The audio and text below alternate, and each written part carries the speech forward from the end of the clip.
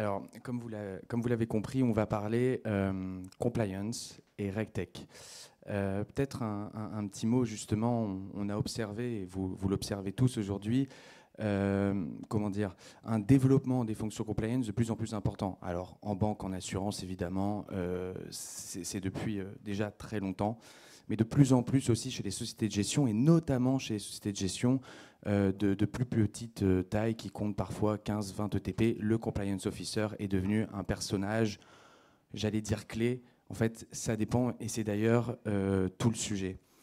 Quand même, malgré ce développement en fait, des fonctions de compliance, on pourrait se dire que, effectivement, enfin, elles sont souvent mal perçues par les équipes de gestion, la distribution, et pourtant, visiblement, le chemin reste encore long. Hein. L'AMF a distribué l'année dernière plus de 120 millions d'euros d'amende. C'est plus que 2022, où on était à 99, presque 100. Donc visiblement, il y a encore du chemin. Et pour commencer cet échange, je vais reprendre la thématique qu'a choisie Finance Innovation, qui a bien choisi Finance Innovation, essor des RegTech boosté par la charge complémentaire, la charge réglementaire, pardon, ou nouveau gisement d'optimisation. En fait, si je devais résumer ce titre et vous regardez, croissance ou excroissance, c'est un peu la question que je vais vous poser. Et avant de commencer votre procès, entre guillemets, en fait, revenons sur les fonctions compliance. Est-ce qu'on n'a pas peut-être déjà trop investi dans ces dernières? Et Michel, je vais te donner la parole sur cette question. Merci Valentin. Donc, trop investi, je ne suis pas certain, puisqu'aujourd'hui, quand on regarde le rapport de l'AMF sorti en début d'année sur les chiffres 2022, 3% du temps des collaborateurs passés au sein des sociétés de gestion en France est alloué au contrôle et à la conformité. Donc là, on est basé sur les titres sur les données de 2022. Il y a eu également un changement réglementaire, donc la 2014-06, qui invite les sociétés de gestion et plutôt qui pousse à internaliser la fonction de contrôle. Donc ça également, ça va pousser encore plus à mettre des moyens en conformité. Et puis bien sûr, depuis quelques années maintenant, on observe des RegTech qui viennent accompagner les sociétés de gestion dans leur quotidien. Par exemple, chez Belle Solutions, nous, on aide les responsables de conformité et contrôle interne pour faciliter un peu leur day-to-day. Pas mal de contrôles quand on regarde les 5 dernières années, surtout pour la gestion, les sociétés de gestion en titre coté. On a eu pas mal de changements réglementaires qui ont érodé peut-être les marges. Quand on regarde la fin des rétros, la fin des coms de mouvement, la pression réglementaire sur l'ESG, les articles, etc. Donc tout ça nous pousse aujourd'hui à trouver des solutions via la technologie, via les RegTech. Et Belt se positionne très bien aujourd'hui puisqu'on a déjà 60 sociétés de gestion qui nous font confiance et qu'on accompagne au quotidien dans le cadre de la conformité. Merci Michel, mais dans ce cas-là, je reviens quand même sur ma question. Je comprends qu'effectivement, il y a un vrai besoin côté fonction compliance, mais est-ce qu'il faut voir ça comme un coût supplémentaire nécessaire ou un investissement? Peut-être Régis sur ce sujet. Oui, un investissement supplémentaire. Alors, je pense qu'il faut prendre le sujet par son début. En fait, ce qu'on constate, c'est que voilà. En fait, le sujet, c'est ce qu'on a pu constater sur ces dernières années, c'est essentiellement la limitation des moyens humains au sein des sociétés de gestion, essentiellement, si on parle des sociétés de gestion.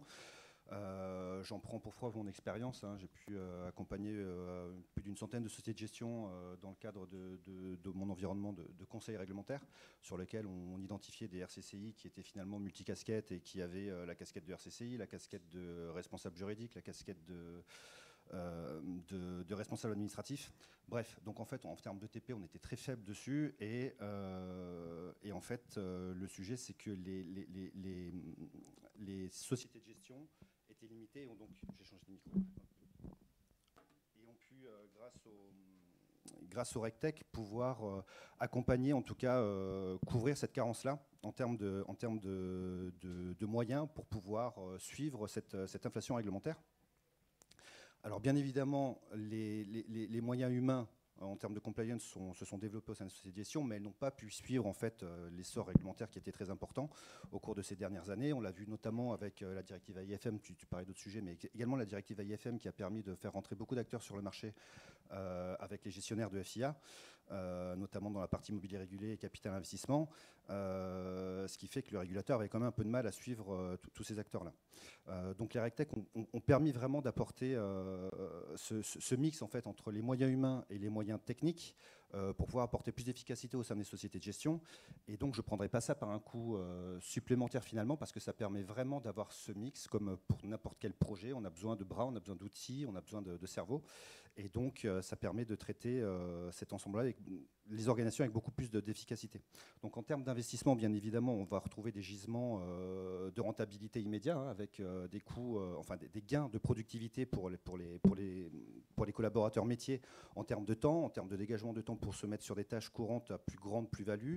Également pour les compliance officers qui vont pouvoir dégager du temps, encore une fois, sur des tâches qui les incombent en termes de supervision des risques pour la société. Donc c'est un coût qui est très important. Tu l'as évoqué également, l'assurance vis-à-vis du régulateur concernant les risques de non-conformité. 127 millions d'amendes l'an dernier. Bon, il y avait H2O qui était passé par là, qui a aussi porté le niveau des sanctions. Mais c'était quand même des sanctions qui étaient à un niveau record cette année, sur une hausse croissante des sanctions.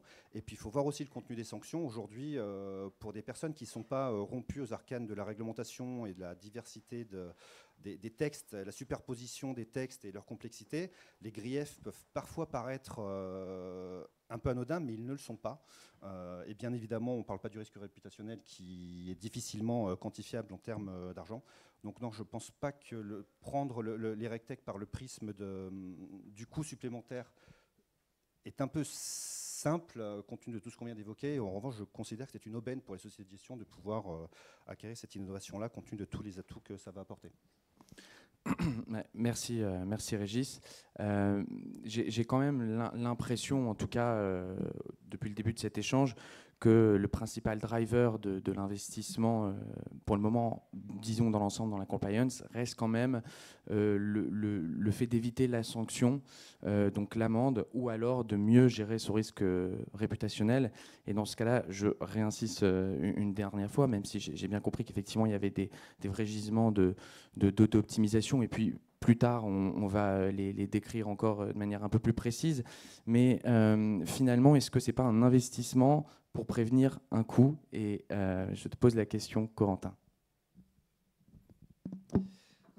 Alors nous, pour préciser un petit peu, nous sommes en marge effectivement de ce qui a été présenté en amont. Nous travaillons chez Viapazon avec des banques d'affaires, des avocats d'affaires, plutôt en amont des opérations, sur les opérations de M&A sur du non-coté.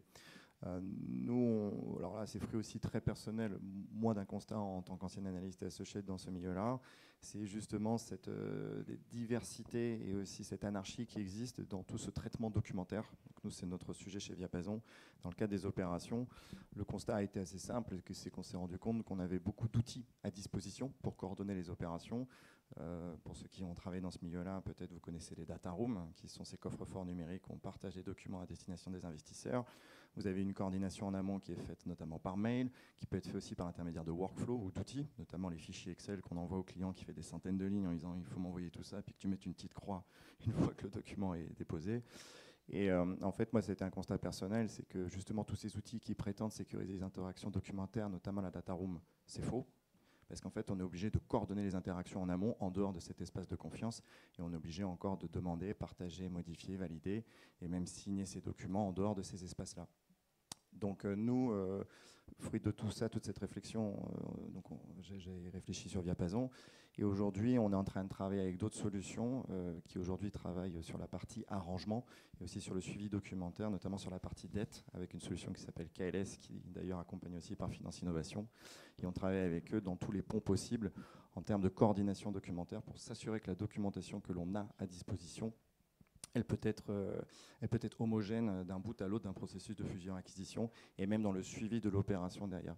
Et on travaille aussi avec d'autres sociétés qui travaillent sur la digitalisation du suivi des titres non cotés. Et alors, je ne vais pas citer le nom ici, mais qui est accompagné par Finance Innovation.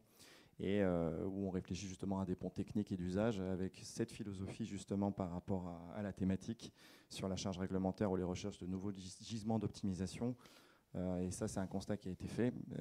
Moi, à titre personnel, 2 fois sur 3, lorsque j'arrivais le jour d'un closing, il manquait un document n'était pas bon.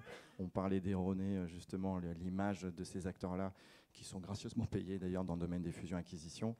Et donc on s'est rendu compte qu'en centralisant ces interactions documentaires de A à Z avec l'ensemble des interlocuteurs d'un mandat M&A, on assure effectivement cette charge réglementaire, mais en plus de ça, on optimise justement tout ce processus de ce qu'on appelle de transformation des documents, de leur demande jusqu'à leur signature. Et donc on a réussi à allier le meilleur des deux mondes, en tout cas dans ce domaine des fusions-acquisitions. Voilà. Merci Corentin. Dans ce cas-là, si je reviens sur la deuxième partie du thème, mais que tu as déjà bien évoqué, le gisement d'optimisation. En fait, j'ai 2 questions pour toi, Michel. Finalement, dans quelle mesure, en fait, aujourd'hui, une fonction compliance peut venir aller, en somme, dégager de la productivité auprès des autres fonctions, parce que pour le moment, c'est pas du tout, enfin, en tout cas, c'est pas du tout perçu comme ça. Quand on discute avec une équipe de gestion ou avec des réseaux de distribution, personne me dit merci la fonction compliance. Vraiment, depuis qu'ils sont intervenus, tout coule à flot. C'est génial. Donc, premièrement, c'est ce point que je voudrais voir avec toi, Michel. Et le second, c'est en fait comment finalement la fonction compliance trouve des gisements d'optimisation pour elle-même. C'est une très bonne question. C'est vrai que le merci à la compliance, c'est rare en ce moment. Mais surtout, si aujourd'hui on s'intéresse à une société de gestion, quelle que soit son activité, quelle que soit sa taille, si on passe une journée ou 2 avec un compliance officer, qu'est-ce qu'il fait concrètement? Normalement, il doit faire des contrôles. C'est ce qui est demandé par le régulateur à 50% de son temps, mais il regarde également de la documentation juridique, il s'assure de toute la communication externe.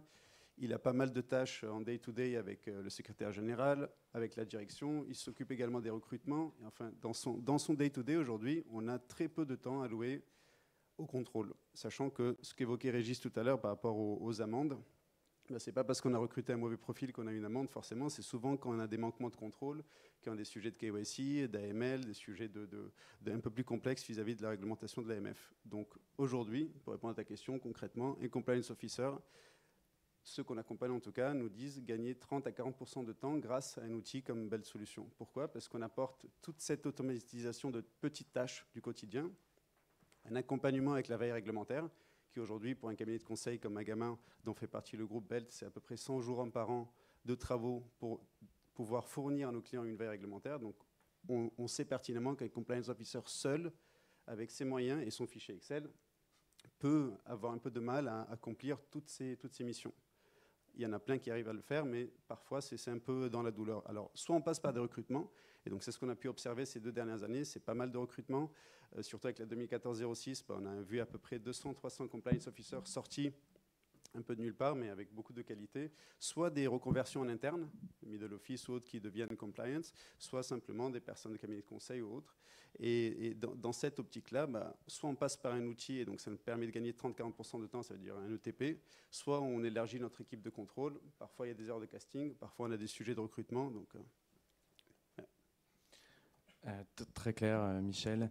Et effectivement, en tout cas, nous, ce qu'on observe chez Seabird, chez les fonctions compliance en l'occurrence, c'est un vrai besoin de venir soit automatiser, soit faciliter la mise en place des contrôles. On a tous plus ou moins fait de l'audit de près ou de loin, ou une relation avec un cabinet d'audit, et on sait ce que c'est l'abattage de contrôle et à quel point ça peut être d'une part rébarbatif et d'autre part, je vais rester pudique, mais un peu gênant. Effectivement, en tout cas, nous, ce qu'on observe, c'est qu'il y a vraiment une réflexion sur comment je viens intégrer ma fonction compliance officer au sein de mon organisation afin qu'elle pilote mieux ce risque, mes risques.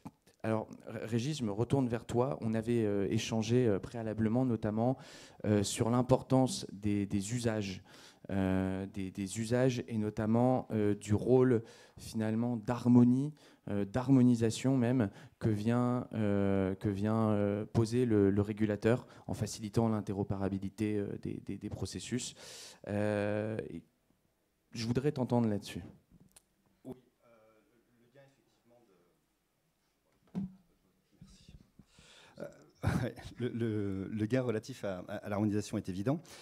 Si je reprends justement mes années de consulting sur les 15 dernières années où on a pu faire beaucoup d'audits de conformité au sein des sociétés de gestion et d'autres PSI, bon, on a vite remarqué qu'effectivement toutes les sociétés de gestion avaient des organisations en termes de contrôle interne et de conformité qui étaient tout différenciées, plutôt artisanales, du papier à l'excellerie plus ou moins élaboré, selon des méthodes plus ou moins proches des textes réglementaires.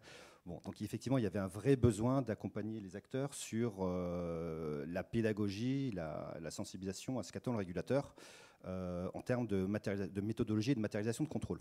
Aujourd'hui, c'est relativement bien acquis au sein des sociétés de gestion. Ce qu'il faut aujourd'hui, ce qui est constaté depuis quelques années, c'est quand même un besoin d'efficacité et de meilleur contrôle. D'ailleurs, le régulateur le voit quand même, ce sujet d'innovation technologique d'un œil extrêmement positif, puisque avec finalement l'inflation au cours des années des demandes d'agrément, que ce soit CPR ou AMF, je crois que niveau société de gestion, on est à plus de 700 sociétés de gestion aujourd'hui.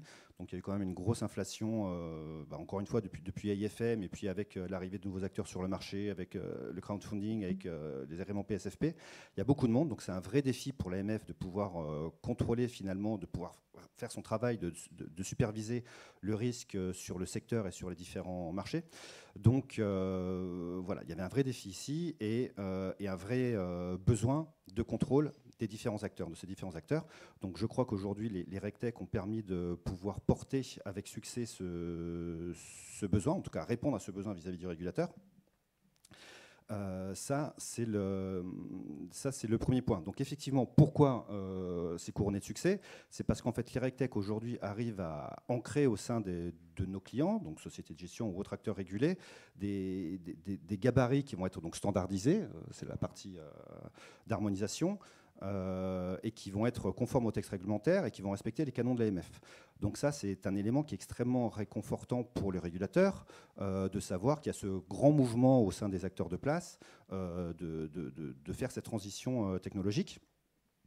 Et puis l'harmonisation va faciliter également les contrôles du régulateur parce que d'une part, elle va avoir une approche beaucoup plus transverse pour pouvoir contrôler les différents acteurs au sein de toute leur diversité. Alors bien évidemment, il y a l'historique banque, assurance et asset management, société de gestion, et puis il y a tous les nouveaux acteurs, encore une fois je l'évoquais avec le crowdfunding, et puis bien évidemment les CIF, ils sont très nombreux, et puis les autres prestataires de services d'investissement. Tout ça, ça fait du monde, et donc cette transition technologique permet de pouvoir adresser l'ensemble de ces acteurs, puisqu'ils sont tous, le dénominateur commun, c'est la réglementation.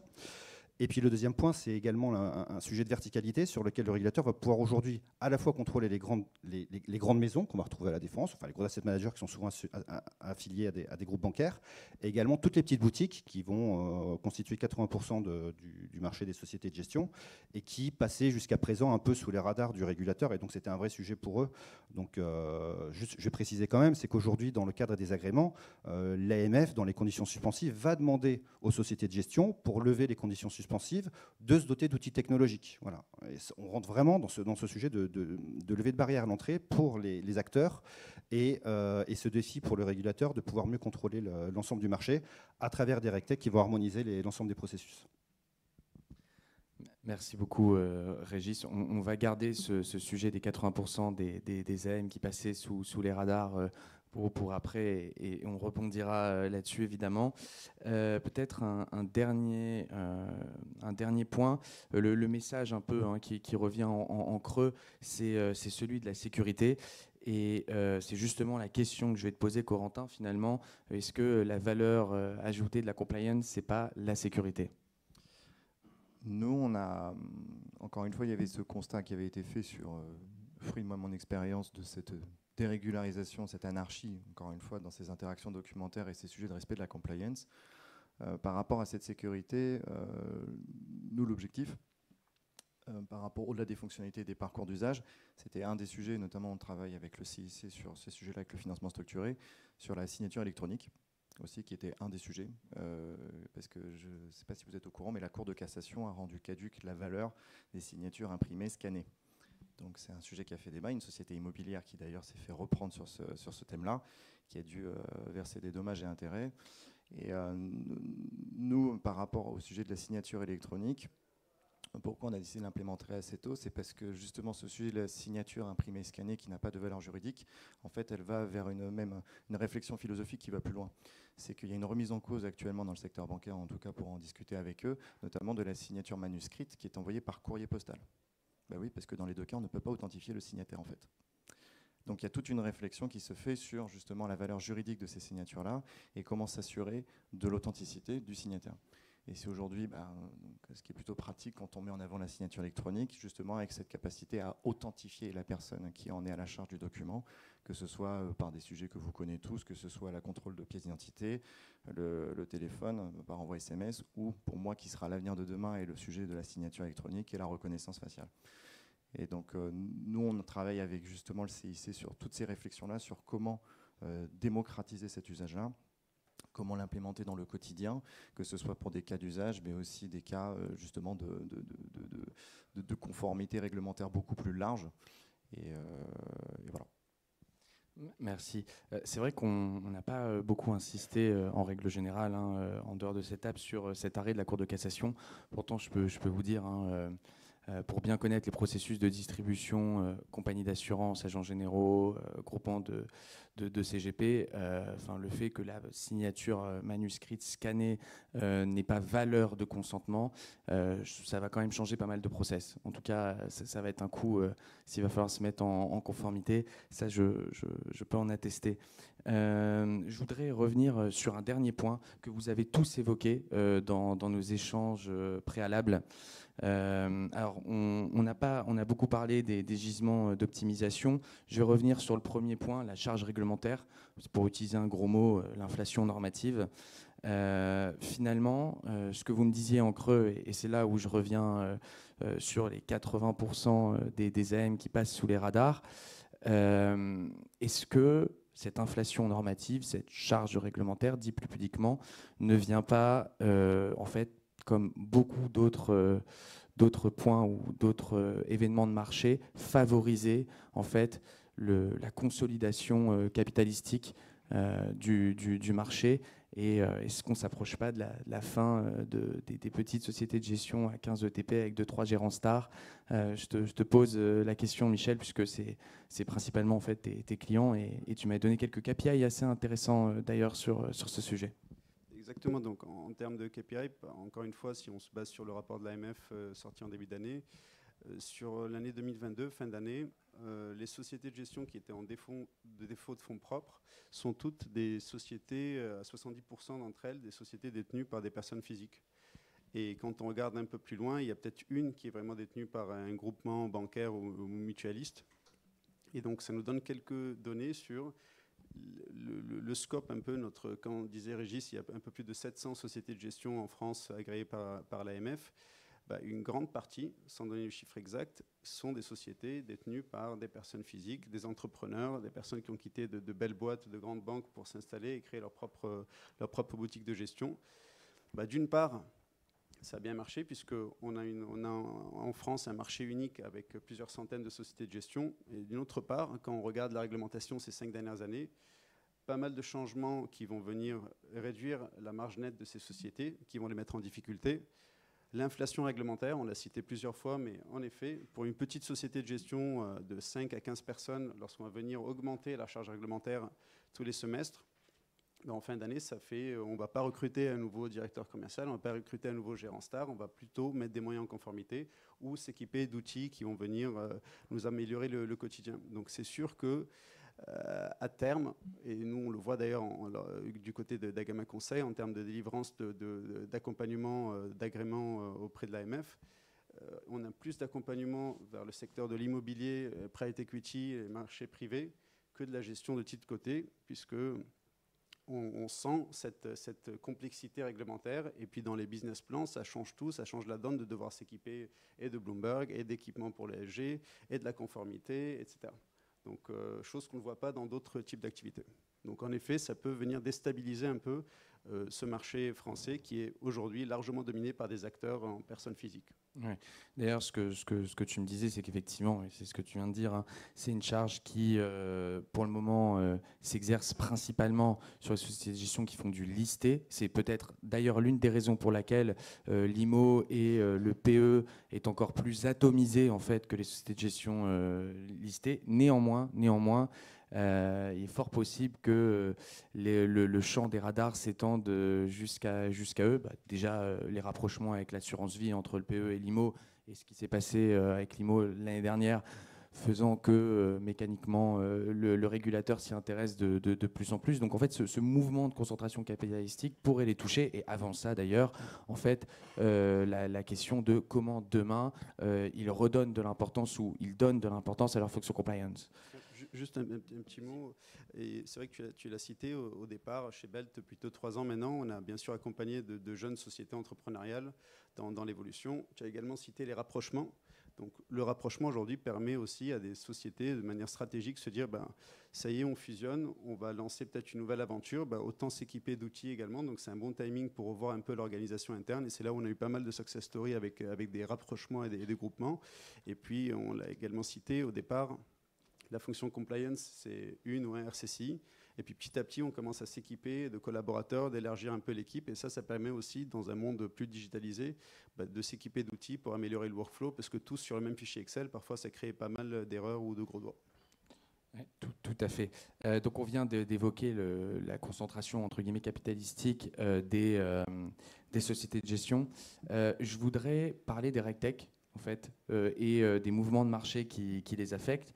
Encore une fois, si on reprend tous les thèmes du sujet, on a beaucoup parlé des règles, mais moins de l'aspect tech. Et justement, ma question, c'est celle-ci. Finalement, la complexification des processus et, entre guillemets, la mainmise du système d'information dessus ne favorise-t-elle pas aujourd'hui les grands éditeurs sur la partie règles et laisse-t-elle vraiment la place, en fait, aux plus petits acteurs, et en l'occurrence ceux qu'on appelle aujourd'hui les RegTech. Je te laisse. Bon, avant de répondre à ton point, qui est un vrai sujet stratégique pour nous tous, puisqu'on est entrepreneurs de RegTech, c'est quand même de partir du constat que le mouvement est en marche, la règle devient tech, voilà, la compliance s'informatise, on est passé de processus assez artisanaux, de l'excellerie, du papier, à des outils avec des processus standardisés. Donc ça, c'est une bonne chose. Les acteurs ont pris le mouvement et ont pris le vent, puisqu'ils étaient poussés de toute façon, on l'a évoqué, par cette inflation réglementaire. Mais par également les besoins des collaborateurs qui souhaitaient, dans le cadre de leurs tâches courantes, avoir des activités plus simples et puis aussi moins anxiogènes. Sur la partie compliance, que ce soit en premier ou en second niveau, lorsque vous n'avez pas des outils qui sont adaptés, ça peut être assez anxiogène pour les collaborateurs de ne pas savoir s'ils font bien leur travail en termes de réalisation des contrôles. On a souvent des procédures qui ne sont pas à jour, des outils sous de l'Excel qui... Ça vaut ce que ça vaut, mais on ne peut pas avoir l'assurance que ça répond bien justement au canon de l'AMF. Voilà, donc c'était un besoin également du métier, c'est important de le préciser. Je pense qu'il y a un autre sujet aussi qui a amené ce mouvement vers les RegTech, c'est tout simplement la course à l'excellence des sociétés de gestion.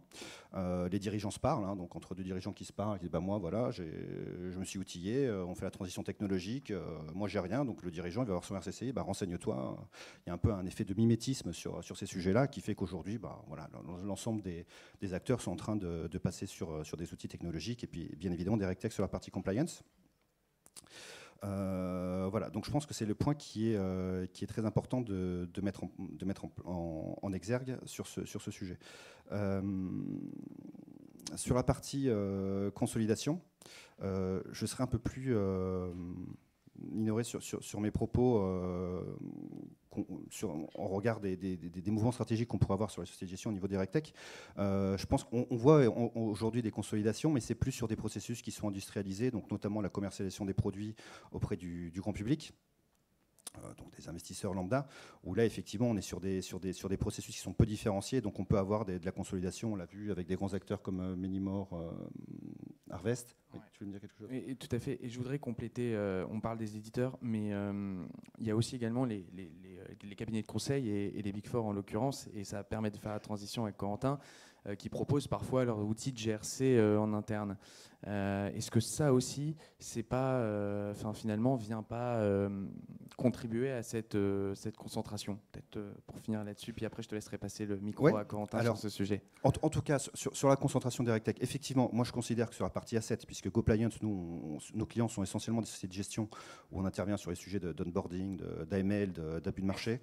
Je considère que j'ai pas une vision holistique du marché. Il y a 700 sociétés de gestion. Aujourd'hui, on pourrait penser pareil. Il n'y en a pas qu'une qui a pris le monopole sur l'ensemble des acteurs.